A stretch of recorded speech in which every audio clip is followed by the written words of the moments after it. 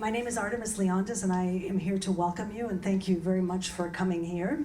I'm really delighted that you're here for the second Vakalo Family Visiting Artist event at the University of Michigan. The first one was a year and a half ago with Phoebe Yanisi, and some of the same people were here then, but thank you so much for coming. The Vakalo Family Fund is an extraordinary gift to our campus community. The Vakalo name is known throughout Greece for the wide range of contributions by visual artist George Vakalo and a poet and art critic Eleni Vakalo, to poetry, the visual arts, criticism, education, and cultural activism. Their son, Dr. George Emmanuel Vakalo, brought this legacy to the University of Michigan as a professor in the School of Architecture and Urban Planning, and is remembered as an inspiring educator. Kathleen Vakalo, the late Dr. George Emmanuel Vakalo's wife, is present today, and I want to acknowledge her and thank her so much for the gift. She is herself an alumna of the University of Michigan with degrees in philosophy and educational psychology, and she is a citizen expert on the topic of low-level radioactive waste control, something we all care about. Kathleen gave this gift to the University of Michigan Modern Greek program to honor her family's contributions to Greek culture, language, and history. The effort to support emerging young artists and scholars, bringing contemporary Greece to international audiences, above and beyond the achievement of the country's ancient past, perhaps best characterizes the educational and cultural legacy of the Vakalo family and is extended with this gift. So thank you again, Kathleen.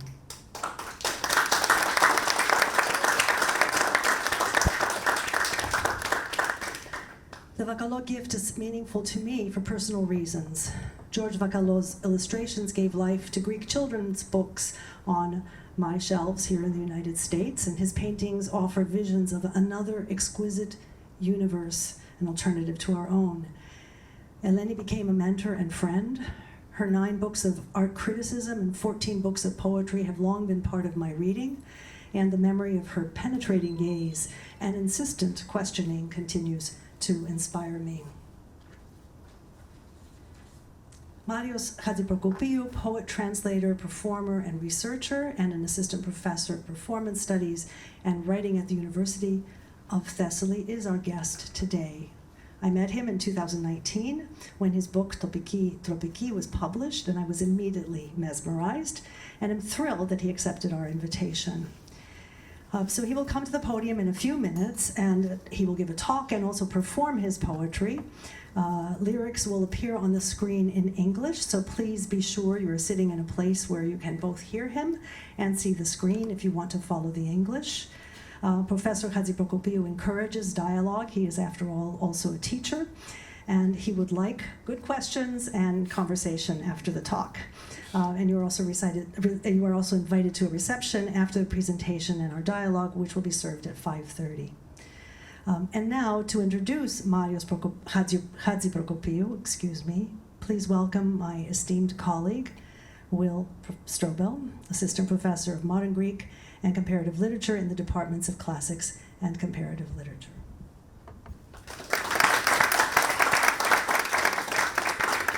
All right. Thank you so much to all of you for coming inside on such a lovely afternoon that calls us to be outside. I won't take much of your time. I just want to introduce Marios to you all and give you a small taste of all of his accomplishments and prepare you for what you're about to experience. So Marios Chatziprokopiou, as Artemis said, is a translator, a poet, a performer, and an assistant professor in the Department of Culture, Creative Media, and Industries at the University of Thessaly. He studied the anthropology of performance in Paris at the School for Advanced Studies in the Social Sciences, and then performance studies at Aberystwyth University in Wales. Before his professorship at the University of Thessaly, he held an appointment at the Research Center for the Humanities in Greece. His research focuses on performances of migration and refugeehood, contemporary rereadings of ancient drama, performances of gender and sexuality, and ritual performances of lament. In addition to publishing in peer-reviewed journals and edited volumes, he often blurs the limits between fiction and academic criticism. He's given a number of public-facing lecture performances internationally, such as the one you're about to see, ranging from Oxford University in England to the Mouvoir Tanztheater in Cologne, to the Spinnerei in Leipzig, the Onassis Foundation, the Macedonian Museum of Contemporary Art, the Athens Biennale, and the Mostra Latinoamericana de Performances Urbanas in Brazil, among other venues. He's also worked as a dramaturge in several theatrical productions in Athens and the Epidaurus Festival and the Dimitria Festival, among others. So beneath this diverse repertoire of performativity, there's a backbone of poetic creation lying in the text underneath. So in addition to translating books, for example, 4 books by Clarice Lispector from Portuguese, he's also published a groundbreaking, and I think I'm justified in using that kind of language, a groundbreaking collection of poetry, Topiki, which Artemis mentioned already, published in 2019. This poetry explores queer mourning and desire and how it manifests in oral poetic traditions and in the invented and suppressed archives of philology and folklore and the world literature industry today. His poetry was shortlisted for the State Literary Award for Best Poetry and the Yannis Varvaris Prize of the Hellenic Authors Society.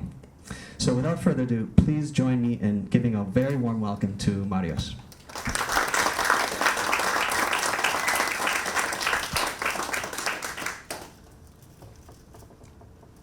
Good afternoon, everybody.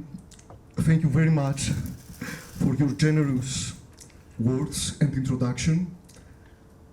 But it's also for me a great honor to be here.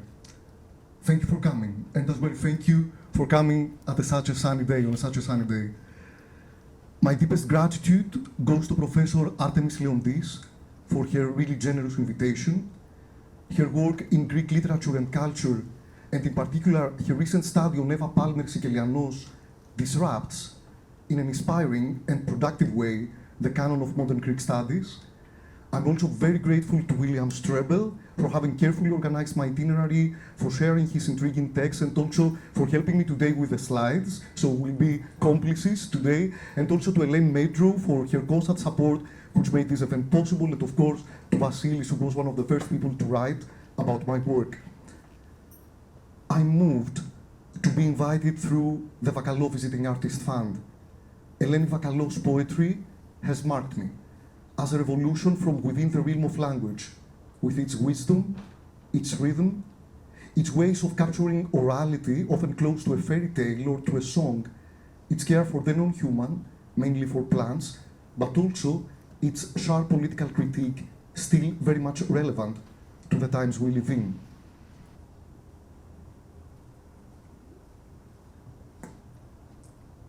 Ο γιατρός είπε, ίσως να μην χρειαστεί εγχείρηση, ίσως με ασκήσεις τόνωσης στο γυμναστήριο να στρώσουν. Κάποια φορά, στα 14, τα μάλαξα και βγήκε ένα πηχτό υγρό λευκό, σαν γάλα. Τρόμαξα, χάρηκα. Κι αν είμαι όντως γυναίκα, αφού κι ανάμεσα στα στήθη επίμονος κλεισμός, αφού το δέρμα νοτισμένο πάει να ανοίξει, ο γιατρός ζήτησε εξετάσεις. Ήλπιζα σε ορμόνες θηλυκές, σε διαγνωσμένο, νόμιμο, σωσμένο σώμα. Η μαμά ήρθε με τα αποτελέσματα, φωνικό λάβαρο στο χέρι. Άντρας με τα όλα του. Την έχω δει πιο γελαστή. Και δε στριχοφυΐα με έδειχνε η οικογενειακή μας φίλη πίσω κάθισμα Σουλάτσο Κυριακής. Δάσωναν, οι μυρίοι θέργευαν, ενώ στον πλαδαρό κορμό τρεμόπαιζαν τα στήθη. Κι αν γίνει η εγχείρηση θα βοηθήσει την μακροαισθητική, είπε ο γιατρός. Όμως, με το που βγάλεις την μπλούζα, και η μπλούζα βγαίνει πολύ εύκολα στον άντρα, 2 λευκές σουλές θα αποκαλύπτονται κάτω από τις ρόγες, κάτω από τις πρισμένες, τις σαν γεμάτες γαλαρόγες του εφήβου.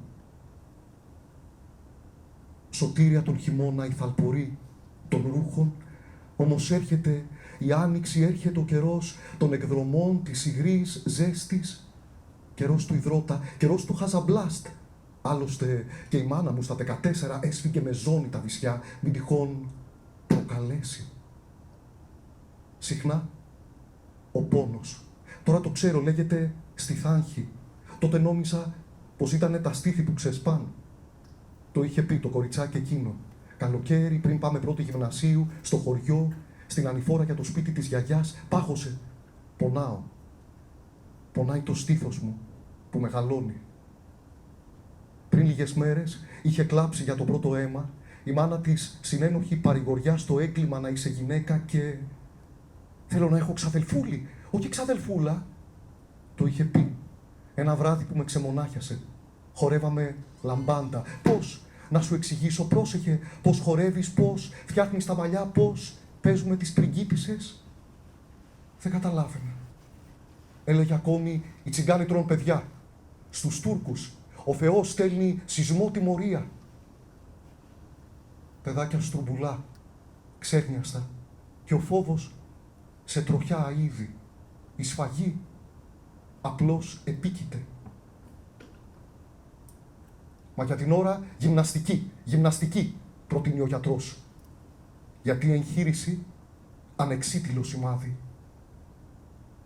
Γυμναστική, ορίεται και ο πατέρας κατακόκκινος, και να μην ξανακούσω για εγχειρήσεις.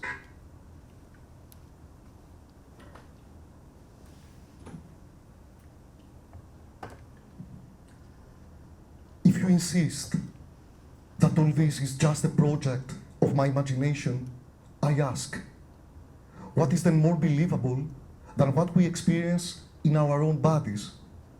And who, faced with the choice of becoming either a demented human being in male habitus or a spirited woman, would not prefer the latter? So the source of these two questions is Dr. Daniel Paul Schreber's book, Den Geflüchtigkeiten eines Nervenkranken, 1902, usually translated as Memoirs of my Nervous Illness, but literally meaning the noteworthy thoughts of a nervously ill. The poem I just read, as well as the last one I will share with you today, come from my ongoing project Schreber Machine, in which I link Schreber's account with my own autobiographical material. And I can show you some photos.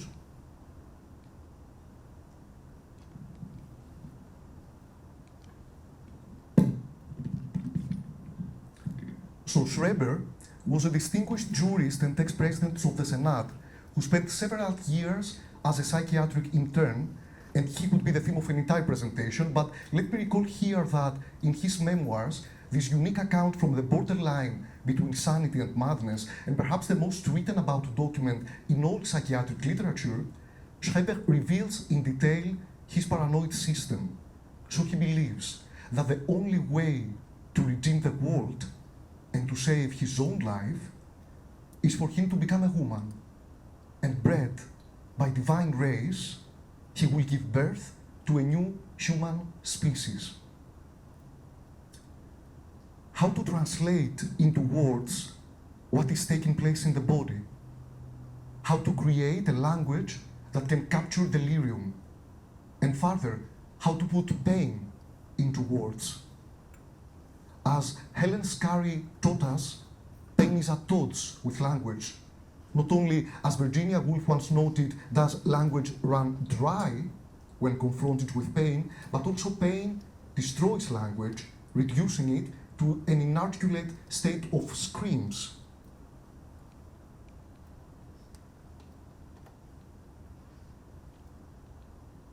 So I have to get used with this pointer. Yeah. So, lament, the poetic and performative expression of pain and grief, operates precisely in a borderline vocality.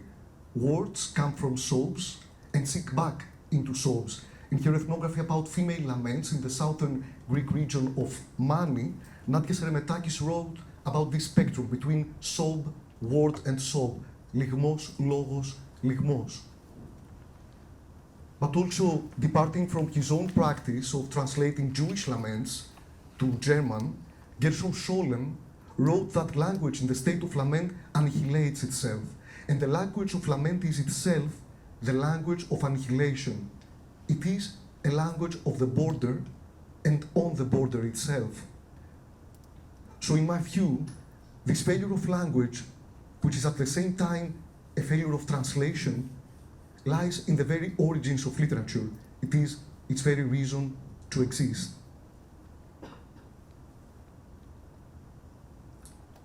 Clarice Lispector. O indizível só me poderá ser dado através do fracasso de minha linguagem. How can language deal with violence? How is it possible to write about violence without imposing it anew through language? The first time I publicly recited the poem I shared with you was in November 2020, when in the midst of the pandemic I joined a group of poets at the garden of an Athenian squat for an unofficial memorial honoring Zach Kostopoulos, an LGBTQI+ and HIV activist, and also a drag queen known as Zakio. 2 years before, in the afternoon of September 21, 2018, Zach lay on a central Athenian side street dying, manhandled and kicked by an enraged shop owner, followed by a passerby and by the police. A stunned group of bystanders filmed the event. The shop owner swept the blood on camera. And Zach had since died many deaths. His identity was violently and systematically profaned by the mainstream media, and 5 years later, the ones responsible for his murder remain mostly unpunished. At the same time, Zach's death generated collective acts of queer mourning, wearing high heels or holding them as emblems, scattering glitter and chanting Madonnas. Queer communities throughout Greece and beyond raised their own voices of lamentation for his loss. They cried out, "Stoργή," but also "Οργή." Stoργή, it's affection. You can see this play. Stoργή is affection and Oργή is rage. So they made out this span that we are full of Stoργή, of affection, and of Oργή, and of rage. Of Oργή and of θλίψη, of grief, like mourning and militancy, as Douglas Crimp would say. And in Itea, the town where Zach had grown up, his family buried him according to the Greek Orthodox rite, dressing him in the wedding costume of the groom. Nevertheless, his many friends had come from Athens and sang Madonnas like a prayer to bid him farewell, and instead of dirt, as is the Orthodox ritual, they scattered glitter on the grave. And then, "Oh, if only you could have seen what happened," recounts one of Zach's comrades. "There was so much wind, the glitter flew all over the aunts and grandparents and made them sparkle. We made it Itea Pride 2018. So I start from here because the need to articulate a queer lament weaves through my own work. So my book Topiki Tropiki revolves around the fictive discovery of an archive of Greek laments. These texts address issues of queer mourning and desire, and they trace gender and sexuality not as transcendental essences, but as performative processes open to transformations. At the same time, they bring to the fore the absence of lament when it comes to queer subjectivities in the past, but also in the present. And this fluidity of genders is also reflected in the fluidity of genres, of literary genres and styles. So the book glides in between fiction and criticism, poetry and prose, traditional and free verse, while its various performative versions span from the lecture format to that of a drag show, as Zakio had made it much better than me. It is important to note here that in Greece, lament has been historically linked to notions of cultural continuity and national belonging. So, as a literary genre, but also as a mode of performance, it has had a constitutive role in the shaping of national identity. And in the existing archives of oral poetry, there is no mention of homosexuality, a silence that has not been hitherto addressed in the relevant scholarship. So how to reactivate today the language of Greek laments displaced from its nationalist and gender uses, how to devise an alternative, a hypothetical, a contingent version of the historical record, how to rearticulate queer in the present as something that is not yet here, how to read what is not yet written. Rather than aspiring to fill a gap in order to correct history anachronistically, I wish to address the power discourses that construct and impose certain versions of it, of history. And by doing so, my aim has been to trace the possibility of an alternative version which, though haunted by the past, points to the future, the possibility of a new archive which recites the canon and at the same time creatively disrupts its normative understandings. In this way, my aim was to lament those abjected from the official sphere of the livable and the memorable, those who are not only deprived of the right to desire and love during their lifetime, but are also excluded from death rights.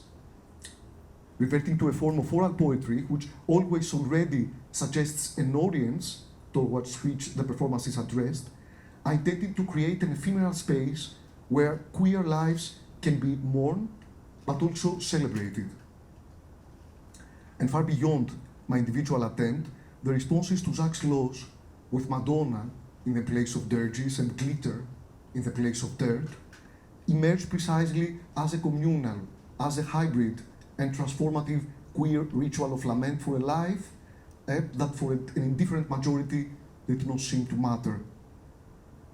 So let us never forget Zakio and keep fighting for justice.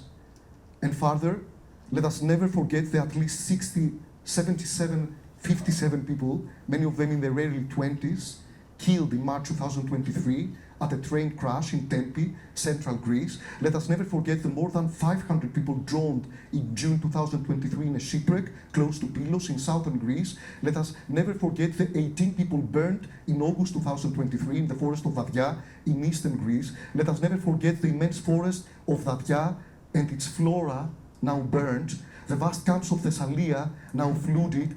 Let us never forget Antonis, the man who was pushed off the boarding ramp of a ferry by a crew member and drowned in Piraeus, the port of Athens, in September 2023. Audio recordings reveal that the murderer said to his captain, "I thought he didn't have a ticket. I thought he was black, Pakistani."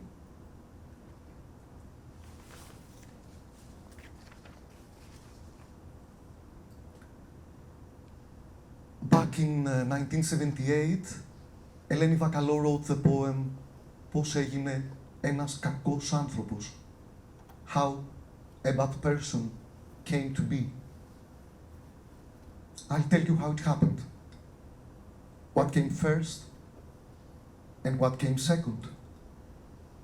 A little good man on his way came across a wounded man. He was lying on the ground just a few steps away, and the good man felt sorry. He felt so sorry and dismayed that he quickly turned afraid.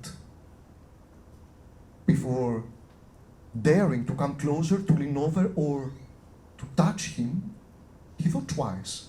"Oh, why bother and why meddle? Someone else here will surely take pity on the poor thing. So then, better to say that I never even saw him." And because he got so scared, this was his line of thinking. Besides, he must be to blame. What innocent gets beaten? He probably deserved it too for messing with the high and mighty. And with this, he too began beating down on the fallen man. This is how the tale begins. And a good day to all. Αρχή του παραμυθιού. Καλησπέρα σας.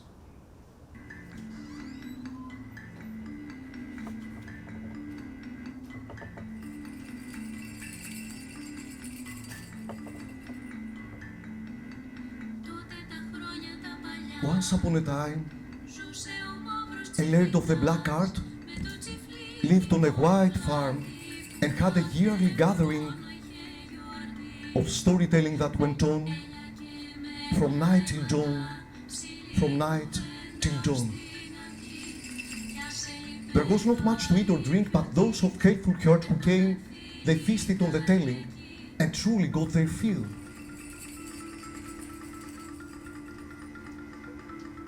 Each would begin a tale to sing, and for the best one of them all, the laird would give a coin of gold to the wildest story told, the most far-fetched, the greatest fib. Τα πιο μεγάλα ψέματα, τα πιο μεγάλα ψέματα, τα πιο μεγάλα ψέματα.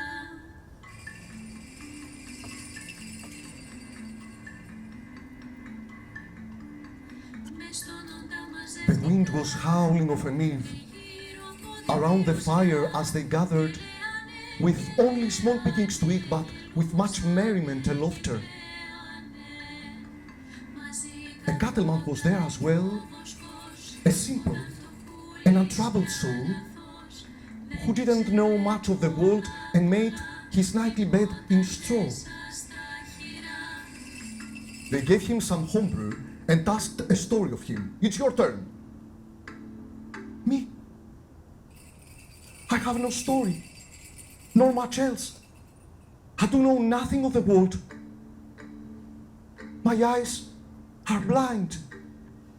Deaf is my soul.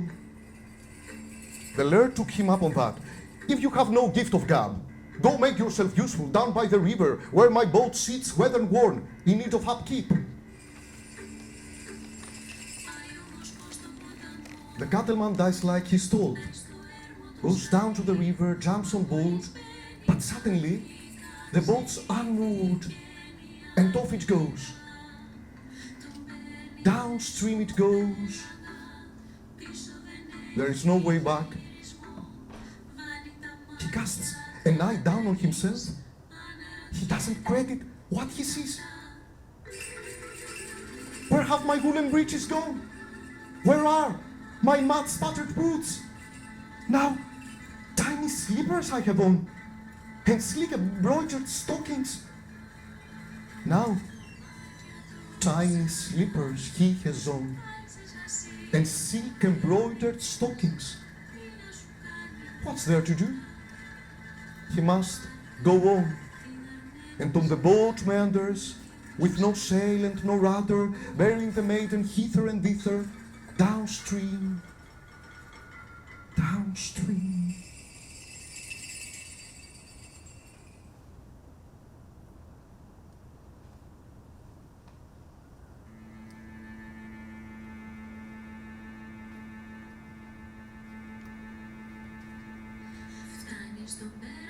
Down to the great river.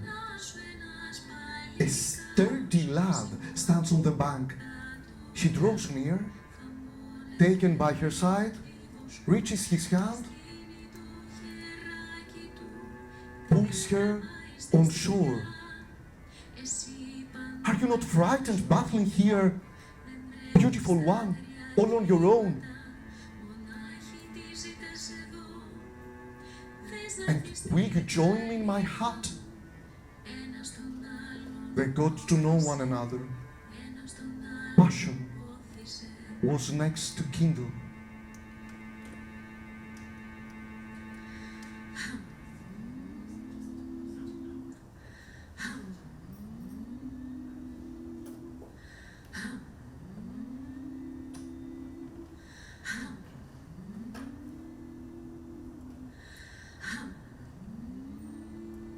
With no blessing from no priest, as betrothed, they lied together.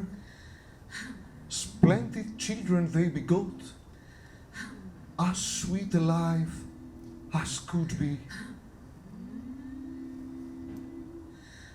But then, a day came in May. 3 full years had been and gone. 2 little ones they'd sired.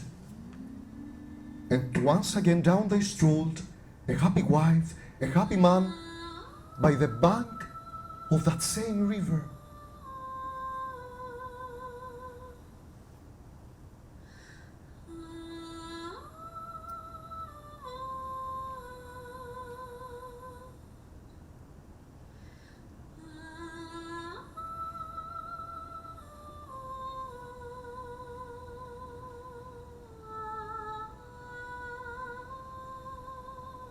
Amazed, she calls out, "My love, look there!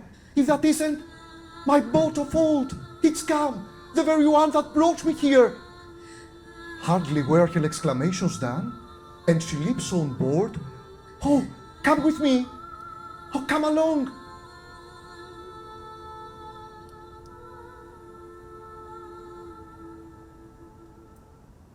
No sooner has she set her foot, the boat becomes unmoored. The waves grow fierce and mighty, snatch her away from the shore. The maiden struggles with the boat.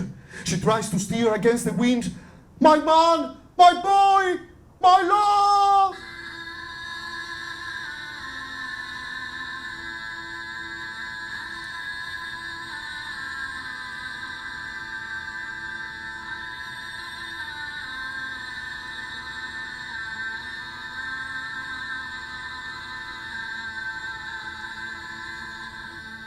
But halfway through the unwilling trip, casting an eye down on herself, he sees the boots and woolen breeches spattered with mud and cow dung. Lifting a hand up to her cheek, she feels a beard sprouting there. Her soul is crying out for her mate as the boat takes him upriver back to the place where she began. She sets his foot on dry land, though his eyes are far from dry. The stars above twinkle in sorrow. The earth is heavy. His heart is breaking. My love, where? How? Why?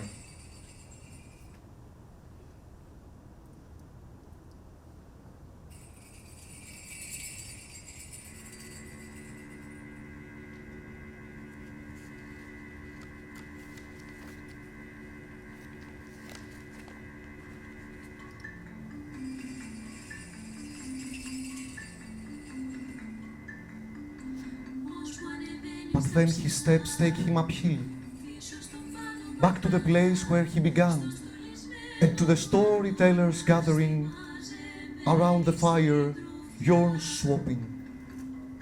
The black laird spots him and calls, "Hey, come inside, cattleman. Where were you? Did you find the boat?" And he replies, "I did. Now let me be."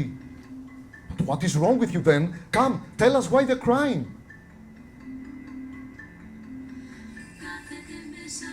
The cattleman comes in and sits, sobbing and crying bitter tears. He tells them of his man. He tells them of his kids. All that he had and now has lost. All that he had and lost.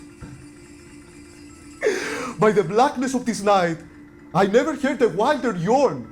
Here's a coin of gold and more, and very well earned they are. Sir, you can keep your gold. To me it is as nothing.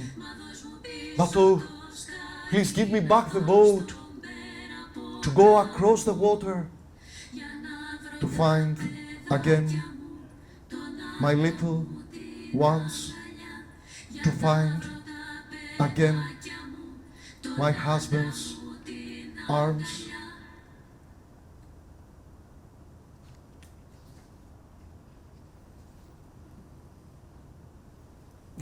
Thank you. Thank you.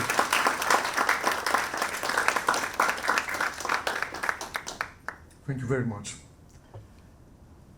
This poem is called Ballad of the Shepherd Girl, η παραλογή της Βοσκοπούλας, and it's from this book, from the Tropical Tropics.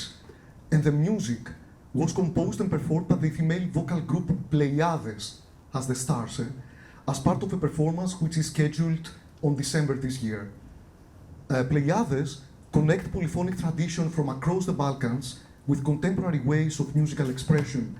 And I have to say the project goes far beyond my imagination and my ambition, because if I wrote and performed these poems in an attempt to imagine what an oral tradition could be, they baptize them back into the realm of orality and collectivity and female voices. We can discuss about it a lot.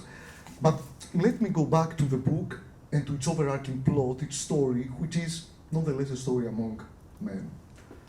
So, let me tell you a bit the story, what's happening in this book. Athens, 1914. Nikolaos Politis, this guy, the founder of Greek folk studies, publishes his selections from the songs of the Greek people. And unpublished in his drawer remains a manuscript with texts that Politis is at pains to conceal.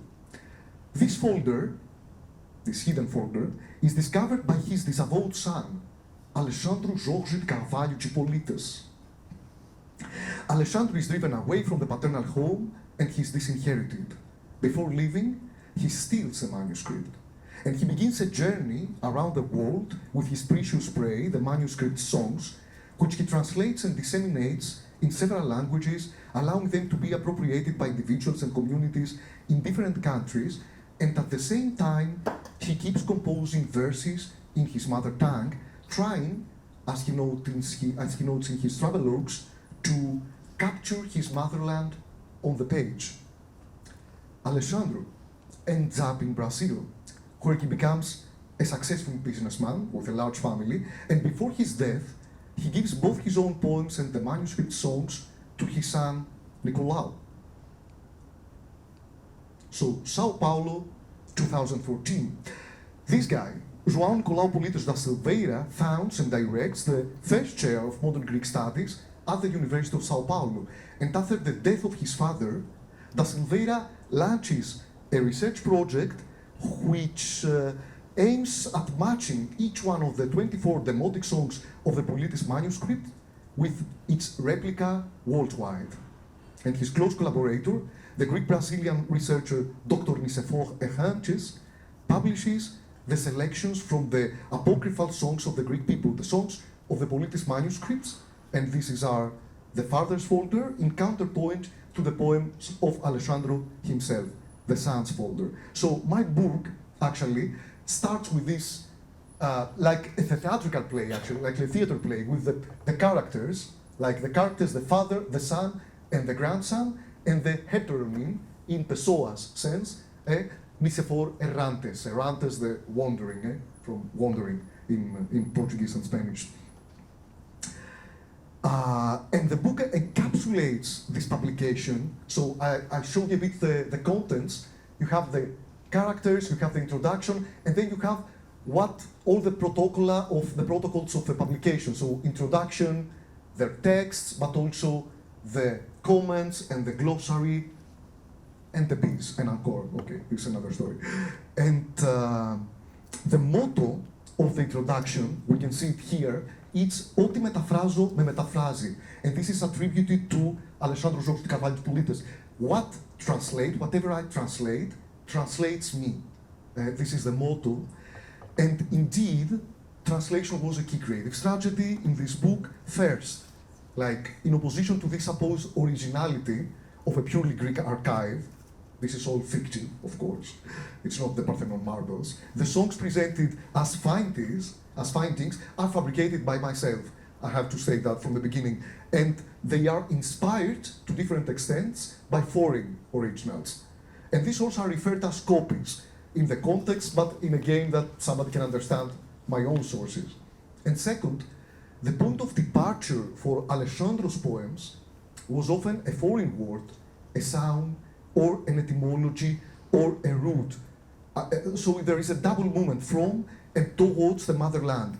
On the one hand, the traditional verse of the mother tongue, and to the other, different alphabets and sounds, Arabic roots. You can see this in the alphabet, the Urdu alphabet, the Arabic roots like Hajru, Hijras, but also Hajj, like the pilgrimage, Haram, which is like a texture, like a textile in Greek, but also it's haram, haramizo, we have this word.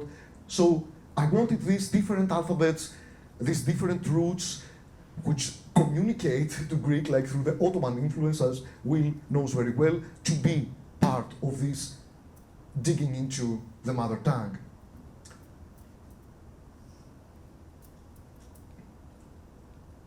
Luna de miel. Honeymoon, min, menses, moon, month. Όταν έφυγε, που λένε, ο πατέρας, γύρισα κι εγώ από τους τροπικούς. Και φύγαμε, μήνα του μέλιτος, 41 μέρες μετά, με τη μαμά. Τα rooms του LED δεν τη χωρούσαν την ορφανή. Ήταν ακόμη αρχαίες Μάη και οι μόνοι πελάτες, συνταξιούχες του Βορρά, άπασες μετά των συσίγων εν ζωή. Φύγαμε, πήγαμε, σταθήκαμε στη μέση ενός κάμπου. Ήρθαν οι 3 γυναίκες, γιαγιάδες από χώμα, με βρολίδες. Μας μοιράνανε. Ήρθε ο κόσμος όλος, καλοσύνη σου ξένε, σε μια γουλιά οτοστόπ. Τραγουδήσαμε ηλιοβασιλέματα. Το ίδιο βράδυ στο Λιόμενο. Το ίδιο βράδυ στο Λιόμενο. Ονειρεύτηκα. Καπνισμένο τζάκι, εμένα, το χλωρό ξύλο που φταίει και έναν Άι Γιώργη Δράκο να με τεινάζει. Από τη μέση να με βγάζει. Σπίθες. Έμεινα. Από τότε, όποτε και αν δω στο όνειρό μου το μπαμπά, είτε μου γελά, είτε μ' αγκαλιάζει. The question is, how are the printed words of this book translated into movement, voice, and breath? I would like to note here that this book came out of different performances and not the other way around. So the different oral versions of it preceded its final printed one. In the beginning, I was performing academic protocols. I was presenting myself as Dr. Nicephor Errantes, we can see him here, and announcing the discovery of this lost archive. And the title of my talk was Pustia και Ολολιγμός, selections from the apocryphal songs of the Greek people. I have to give some context for these words, because this substantive, Pustia, relates to the more usual name Pustis, which are both highly offensive, pejorative Greek terms for male homosexuals, and are also used as insults in a broader sense. So I wanted to choose this word in order to echo the violence its utterance perpetrates.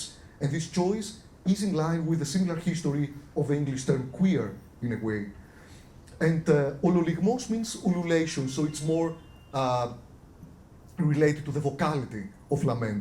And this is a fanzine I like very much and inspired my title, Pustia και Όλεθρος, a queer anarchist fanzine. It means like faggotry, queerness and distraction against the Greek experience, something like that. But I like, because they have like the 2 cents, which are like a couple here. Anyway, so gradually I abandoned this lecture format. Here it's at the University of Brunel. I'm presenting myself as a true academic. And I started to incorporate the story's character. So how can I incorporate this fluidity of genders and this transformation of bodies? And key elements were, of course, the high heels, but most importantly, the veil. The veil is crucial. The veil becomes a mask. It takes the shape of my breath as I go reciting. And, in its texture, actually becomes a different text in its own. And in my more recent works, I elaborated this experimentation through different materials.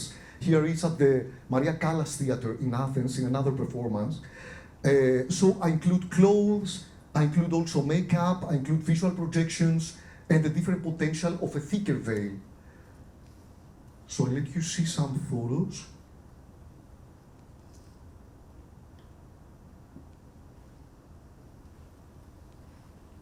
So would this need to envelop myself under the smoothness of this veiled veil be connected to a reparative desire, a desire for healing and reconciliation. The same expressed through my digging into queer myth, songs and storytelling. I'm not sure. I do know, though, that my intention was not only to translate trauma, but also, let's say love, in a way as concrete as possible. Ο έρωτας τους ήταν 2 ζεύγοι παπουτσιών έξω από το δωμάτιο, σιωπές σε συμφωνία. Ο έρωτας τους ήταν αχνιστό πιάτο πλάι στο τζάκι, παυσίπονη βραδινή αγκαλιά. Ο έρωτας τους ήταν «Δε ζητώ από σένα, ζω με σένα». Ο έρωτας τους ήταν «Πήγαινε όσο θέλεις το εκεί, εγώ θα είμαι εδώ». Ο έρωτας τους ήταν αλληλογραφία, όχι τηλέφωνο. Ο έρωτας τους ήταν 2 δέντρα στεριωμένα καθένα στη ρίζα του, κλαδιά, ο ένας μες στον άλλο.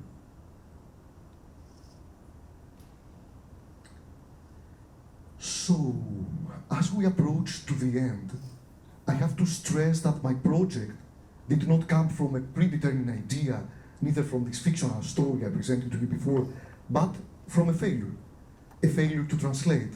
The failure of my attempt to translate into Greek the play Agreste, Manfahose, by the Brazilian writer Newton Moreno. So Moreno's text, and here is a photo of a performance, stages issues of non-heteronormative desire and the impossibility of mourning in the rural environment of the Sertão, the semi-arid area in northeastern Brazil. And it employs traditional poetic forms, which are called incelences. They are the Brazilian folk idioms of lament. So seeking for a language to convey those idiomatic elements of the text source and failing to translate them faithfully, I recurred to idioms and to atmospheres of the Greek folk poetry, and I reverted to the form of laments and freely adapted the text, creating a new text.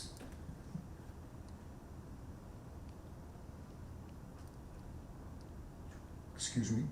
I had another quote by Clarissa Lispector, but it's somewhere, but I will tell it to you, perhaps it's later on. Clarissa Lispector says, or perhaps I'm not a writer, perhaps I'm more an actor, because just with a mode of punctuation, I'm juggling with intonation, I oblige the respiration of the others to follow me in the text.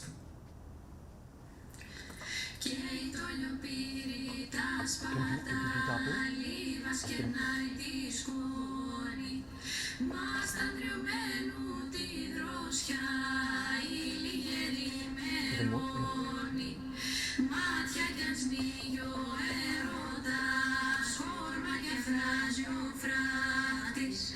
Ο φράχτης δίμιος της ορμής και λίκνο της αγάπης.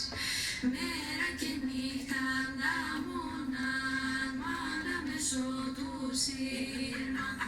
Και πως να γλυκοφιληθούν και πως να κάμουν βήμα.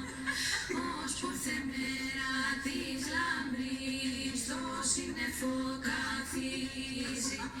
Λυγίζει του ουρανού η φωτιά, το βλέμμα καθαρίζει. Κι η λιγερή βλέπει ρογμή, τρίπουλα μες στο φράχτη. Διπλώνεται κρυφό γλιστρά κι αγούρο στην αδράχτη. Παστάτινε στην αγκαλιά και πιλαλάει και φεύγει. Αφήνουν θαμελιά λεπρή και κόσμο που στερεύγει. Πηγαίνουν ως τα πέρατα και χάνονται στη σκόνη. Ο ήλιος τους λιγοθυμά και η Παναγιά τους σώνει. Μάθανε χρόνοι δισεκτοί και μήνες οργισμένοι. Θερίζει ο ήλιος στα σπαρτά κι ο χάρος στα παιδάκια. Θερίζει και τον αγούρο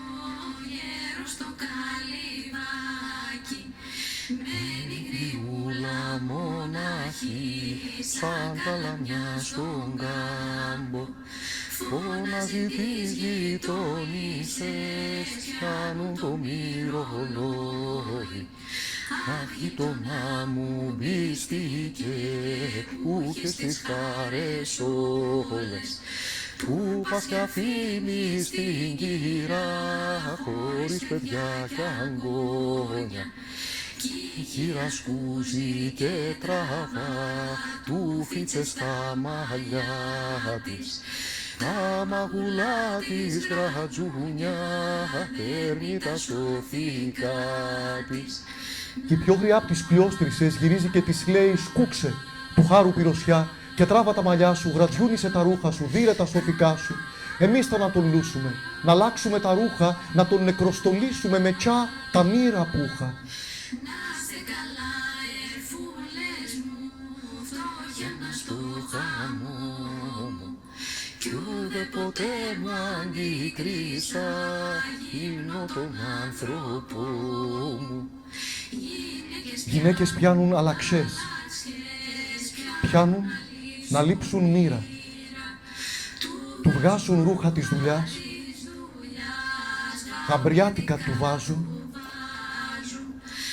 μα στα μισά σαστίζουνε και απορούν και λένε «Μουρί, για δε, πού είναι το πλέν, πού είναι το παλαμάρ, Μουρί, για δε, πού είναι το βδέν, πού είναι το σραδικάρ.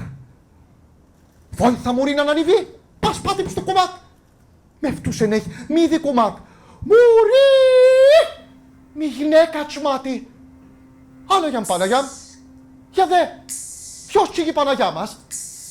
Μουρί μαμ, τρίπτωσιν Μουρί, έχει μνέλια σαν τα αυκά μας. Την τάχει, φέμς χώραν. Ρε διαβόλη, Μουρί σύπαλους γυναίκα, ρόνι, εν οι ντράπτσις, παστριτσά. Αυτός γιάντρας ήταν γυναίκα. Η χειραμένη μάρμαρο, τι λένε, δεν κατέχει. Τον αγριωμένο τσέχασε, παρηγοριά δεν έχει. Θυμάται πως τα σκοτεινά πάντα μαζί πλαγιάζαν, γλυκό το σφιχταγκάλιασμα, τ' άστρα κρυφοκοιτάζαν.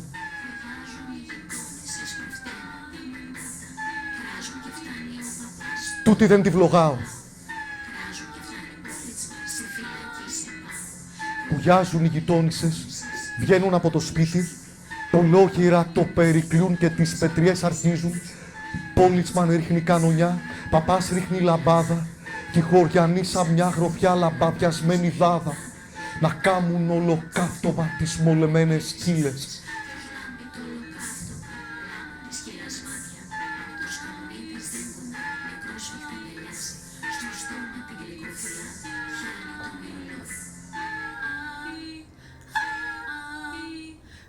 Άντρας αν ήσουν, για καιρά, Άγιος στοιχιό ή νεράιδα, για μένα είσαι ο αντριωμένος μου και σου χρωστώ τον κόσμο.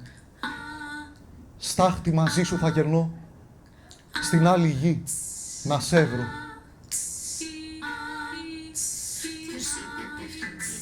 Ποκάρια πάνω φέτος, γίνεται στάχτη η αγκαλιά και το τραγούδι κρότος, λαμπάδιας η καλύβα τους, σκοτεινιά σαν τα ουράνια.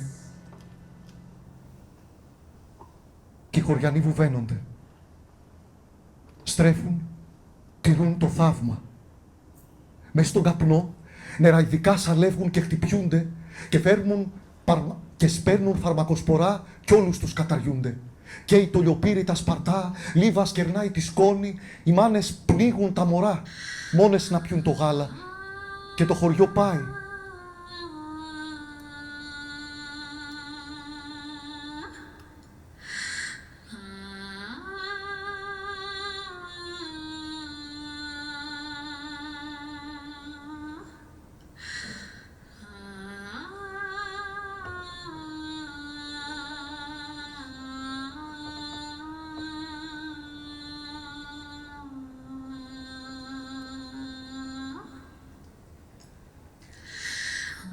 Και το χωριό πάει. Προσκυνά το απομολεμένο σπίτι, δίχως παπά και πόλιτσμα, χωρίς Χριστό και Αγίους, προσκύναγαν τα κάρβουνα να στέρξουν για βοήθεια. Χρόνους 9 προσκύναγαν. Θεός δεν τους ακούει. Στους 10 επάνω σώπασαν.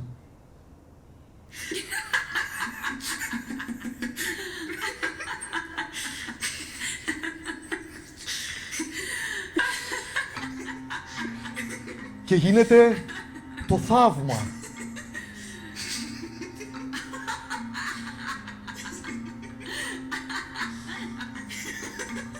Στον ουρανό νερά ειδικά σωρεύουν και γελάνε. Είναι στη μέση νύφες δυο, γυναίκες αντριωμένες και σπέρνουν τον νηφιάτικο, δίνουν φίλοι στο στόμα. Και οι χωριανοί σέρνουν φωνή, τραγούδι της αγάπης. Και οι λιερές σπέρνουν δροσιά κι όλους τους συγχωρνάνε.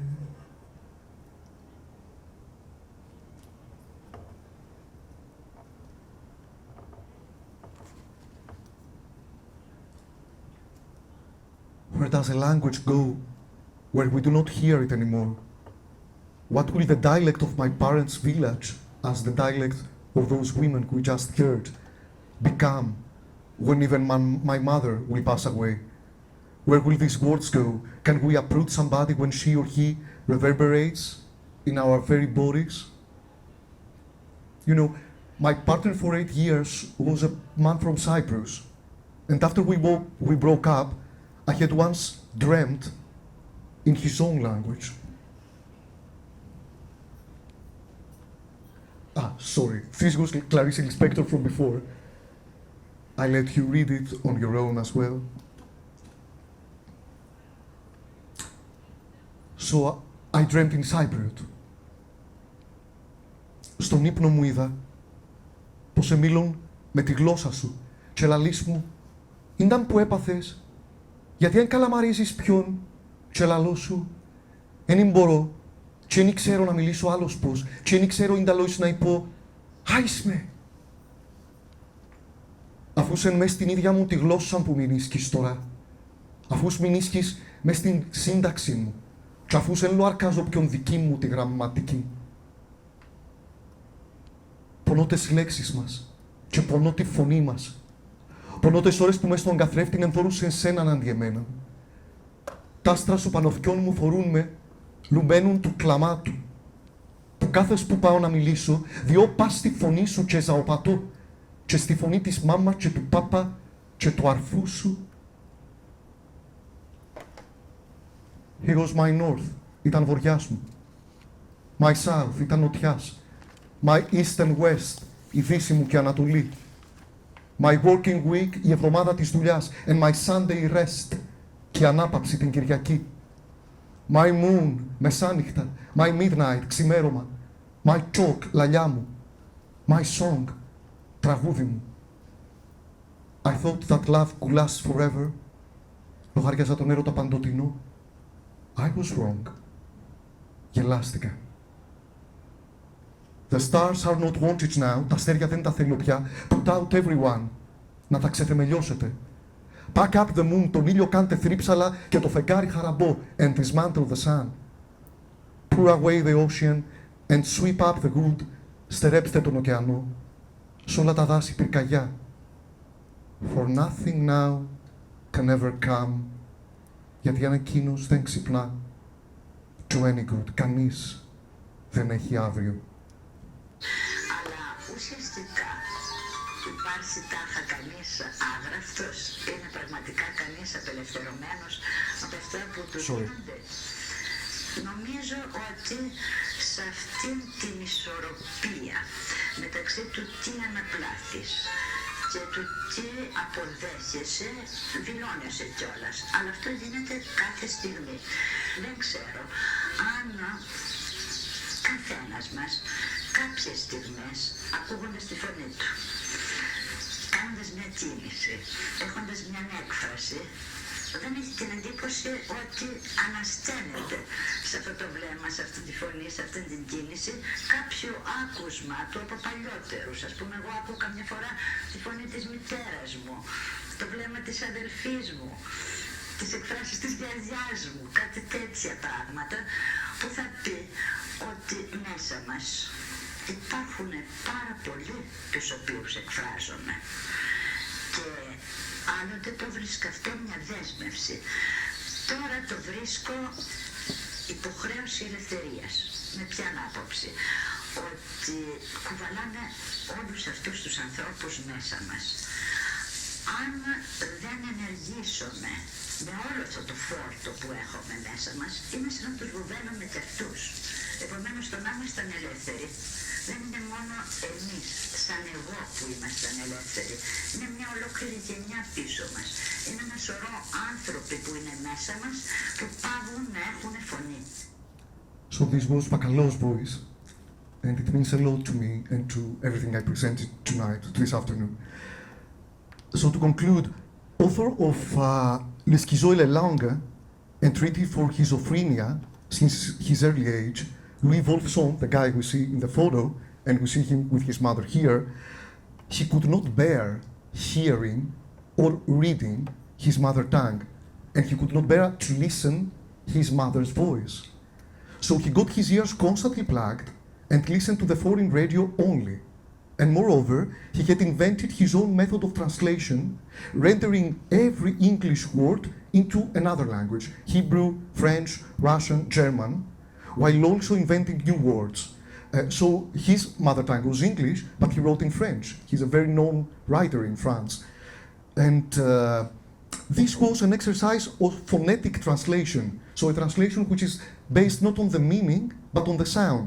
And this is a well-known poetic strategy for the Ouvroir de littérature potentielle, the workshop of potential literature in France, but also this is a feature of schizophrenia, and this appears in Daniel Paul Schreber's memoirs, where he translates words from the sound.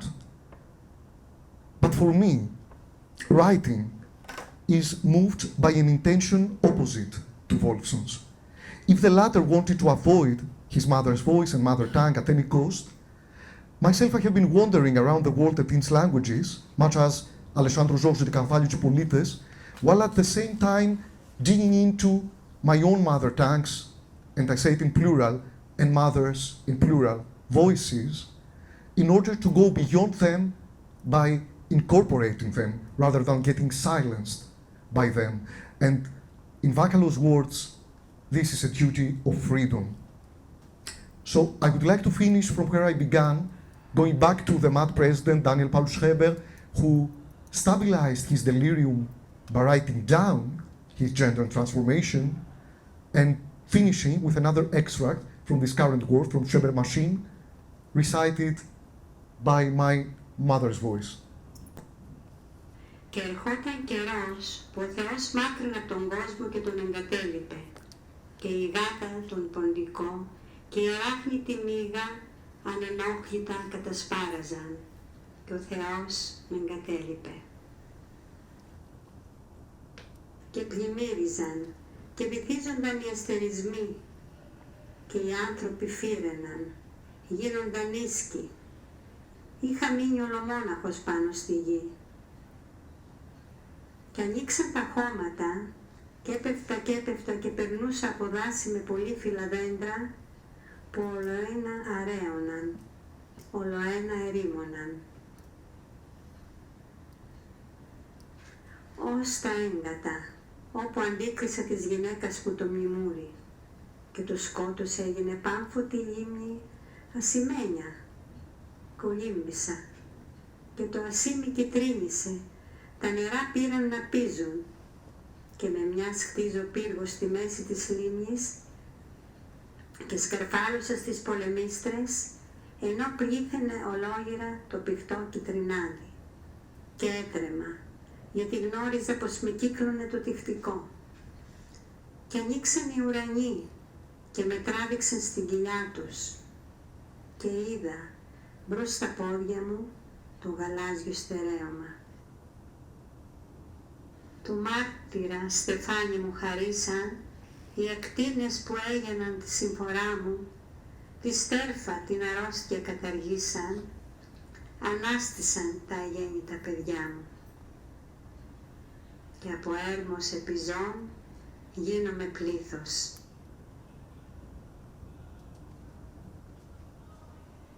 Thank you very much.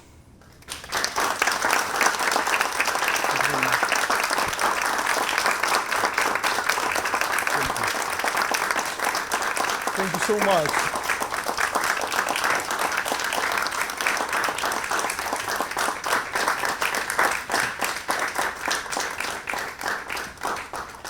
Thank you very much for listening. Thank you for being here. Would you like to ask questions or make comments? Yeah. I just want to say hello. Maybe we need the mic, perhaps? Sorry.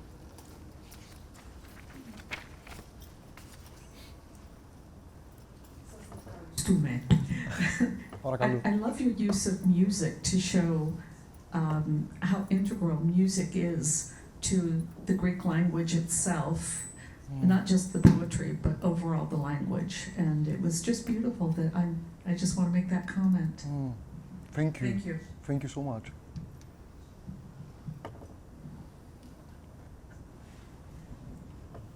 Were you surprised when you got the gift of the music from this group? I was really grateful. I mean, thank you. Yeah, I was really grateful. I mean, they have told me that they will present a performance and they got a small funding to do that. And I have been following this group and admiring them very much because they do what interests me so much in literature, but they do it in the realm of music. So they connect these traditions, but doing something contemporary in terms of vocal performance. And when they told me, we are interested in your book, I was really glad and grateful. But then I got the music, and so I asked them for this presentation, maybe you have like 2-3 minutes of a draft of something I could share with people there. And they told me, no, we have the entire songs. You can use them. So this transposed me a bit because in a way it's the first time I'm doing it with the music. So I felt that I was here with a sort of chorus, not alone. And there is always this tension between, the orality, like the voices of the people, and the writer who stays in his working place writing, or the collectioner who was going, to find out, to record the songs. And what I thought I wanted to share it with you, but then I cut it, but maybe perhaps I can mention it right now. It's like an anecdote from the tour of Georgios Pachtikos. He was in the beginning of the 20th century, one of the most known collectioners. So he toured around Thrace, like in eastern Greece, and he met the women, and he writes about them. And he writes that some of them he had refused to sing for the boss, as they called him. And some of their phrases, which are also the motto in my book, are like, what's this? Are you some kind of god to take even the melody? I might as well I will not go to the collectors and let them steal my voice. No, dear failures, will get no singing from me. Why is he writing down? Something here is not right, I'm scared. So this fear that, writing down the song can steal the voice. And this tension between male and female, anyway, yeah.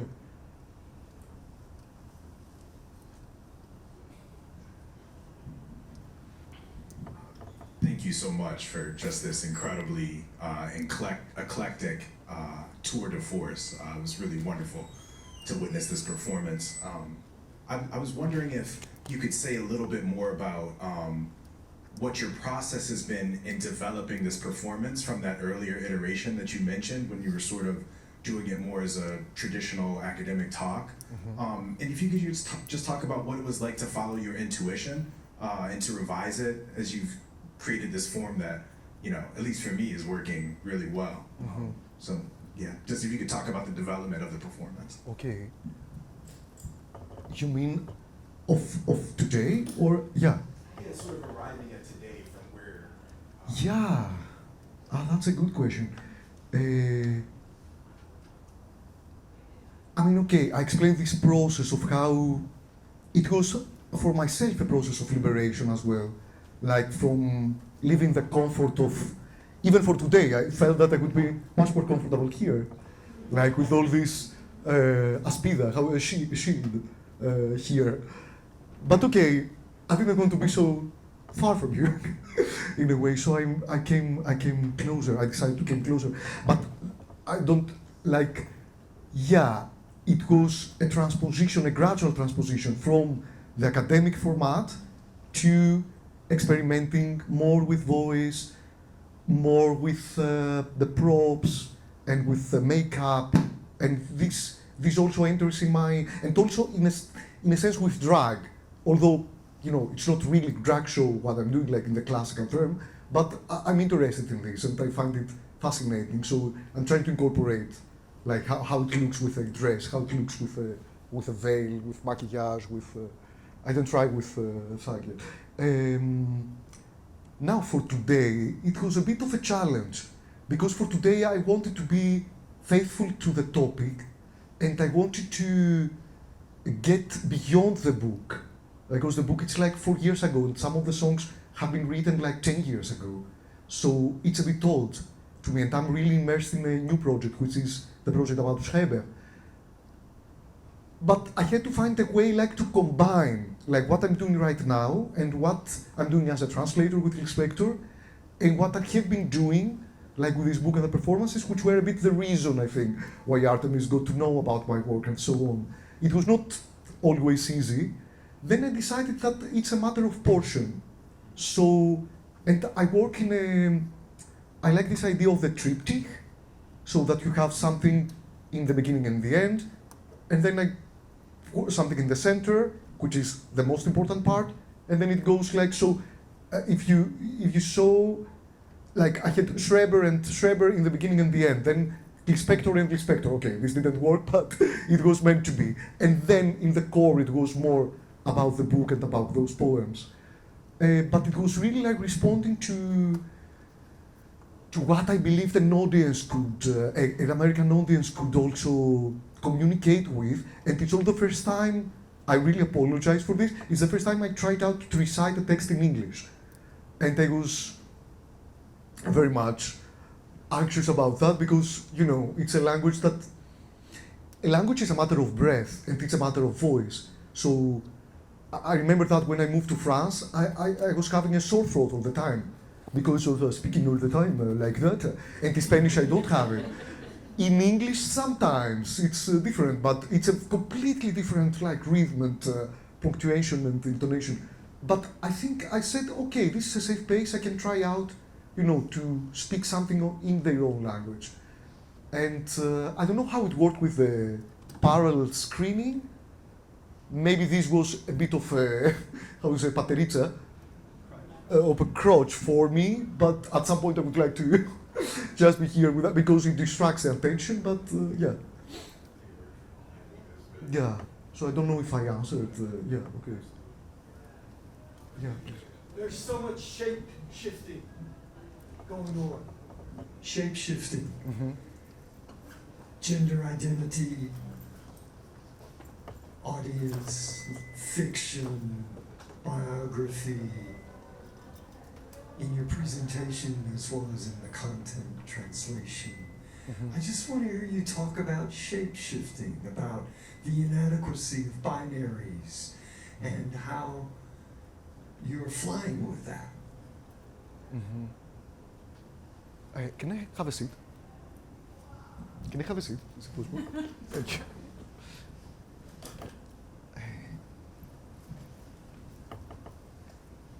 You've been in the work, I suppose. In the stories, Uh-huh. identities change. Mm-hmm. In your voice and in your writing, I could sit through your talk again and try to unravel what is fiction and what is biography, Mm-hmm. who is speaking. Uh-huh. It may have been obvious to some people, but I delighted in the way that it was not obvious to me.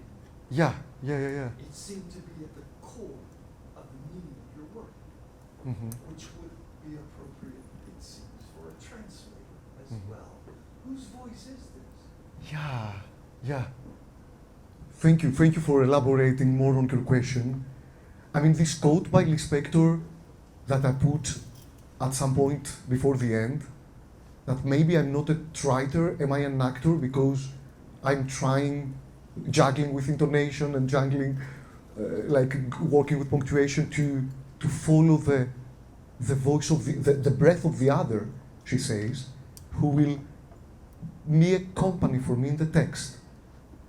I'm thinking loudly, but I think that this necessity of the other is very much in the heart, in the core of the shape that my work is taking. The idea that there is always somebody listening, or if there is not, we'd love him or her to be. So this makes the voice already have a texture, become material. And this creates a staging, even if we are totally alone. Think about the basement of Dostoevsky. It's a monologue, but you can imagine an audience, and sometimes he addresses them. Moreover, I'm fascinated by this idea that also fascinates my very estimated colleague and a poet I admire very much, Fidi Yannissi. And she talked last year when she was with you about this etymology of εγώ from εδώ.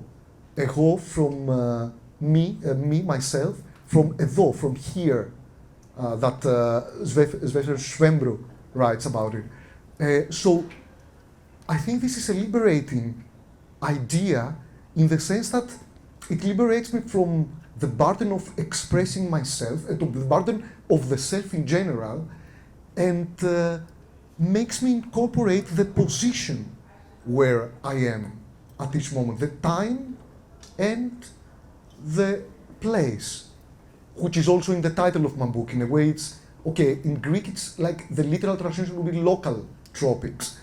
But I liked these topical tropics in English. Again, how a shift in translation can produce meaning, because it introduced in a way the dimension of time, of temporality, like topical. And like thinking about the place and the time where I am, in a way makes me go beyond myself, if I answer your question. That's why the book is a bit like a babushka, like with all these different masks, and which allow me to speak.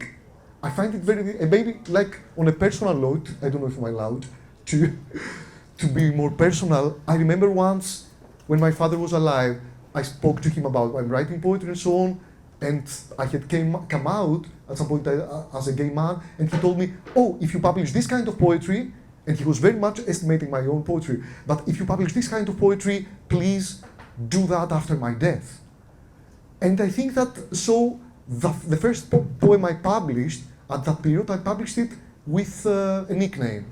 And it took me a lot. It was like a struggle and a process of many years to find ways of expressing myself that could be, audible and not, matter of banishment or of, you understand, of supporting violence. So in the masks, in this different position, going beyond myself, and blurring fiction with criticism, blurring science with art, I find something really liberating. I don't know if I answered your question. Yeah. Thank you.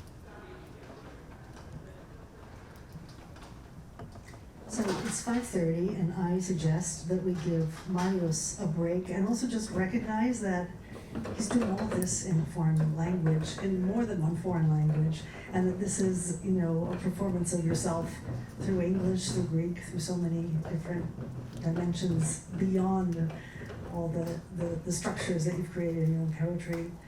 And so let's thank him for what I think was really... Thank you very much. Thank you very much.